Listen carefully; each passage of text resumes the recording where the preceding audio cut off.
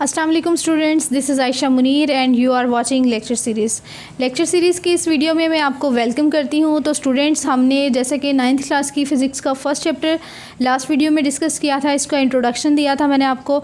तो फ़िज़िक्स की डेफिनेशन भी हमने उधर स्टडी की थी, लेकिन अभी मैं आपको इसका रिवीजन थोड़ा सा दे देती हूँ और फिर हम इसके यूज़ेस की तरफ आते हैं। तो फ़िज़िक्स क्या होती है? फ़िज़िक्स में हम इंटरेक्शन देखते हैं, तामुल देखते हैं कि मैटर और एनर्जी कैसे आपस में इंटरेक्ट करती है और उनका आपस में क्या रिलेशनशिप है। Interaction of matter, energy and their relationship. तो स्टूडेंट्स, मैटर का मैंने लास्ट वीडियो में डिस्कस किया था। कोई भी ऐसी चीज़ जो कि कोई मैस रखती हो और कोई जगह घेरती हो, उसे हम मैटर कहते हैं। तो एनर्जी क्या होती है? तवानाई, ताकत, यानी कि किसी भी बॉडी के अंदर कितनी एनर्जी है। इन दोनों मैटर और एनर्जी की इंटरेक्शन और इनके रिलेशनशिप को हम फिज़िक्स के अंदर स्टडी करते हैं।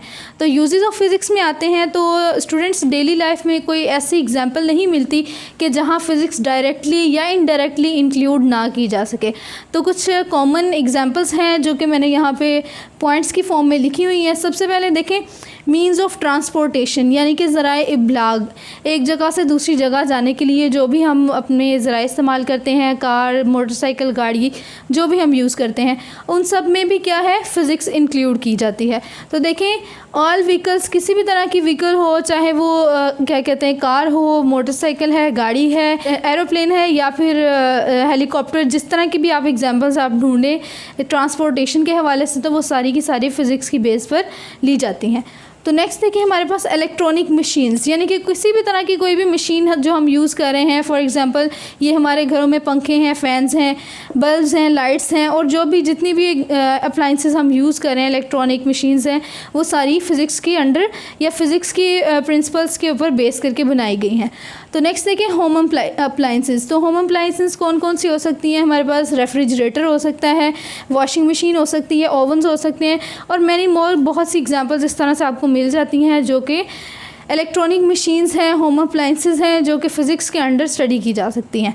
नेक्स्ट हमारे पास आता है मीन्स ऑफ कम्युनिकेशन। में क्या चीज़ें आ जाती हैं? वो तमाम चीज़ें जिसके थ्रू हम अपनी आवाज़, अपनी मैसेज को एक जगह से दूसरी जगह तक पहुंचा सकते हैं, वो सारे मीन्स ऑफ कम्युनिकेशन में आ जाते हैं।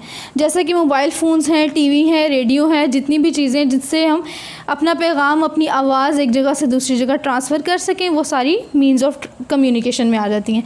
तो स्टूडेंट्स, हमारी डेली लाइफ में कोई भी ऐसी एग्जांपल नहीं है जिसमें फ़िज़िक्स इंक्लूड ना हो सकता है वो डायरेक्टली इंक्लूड हो या इनडायरेक्टली।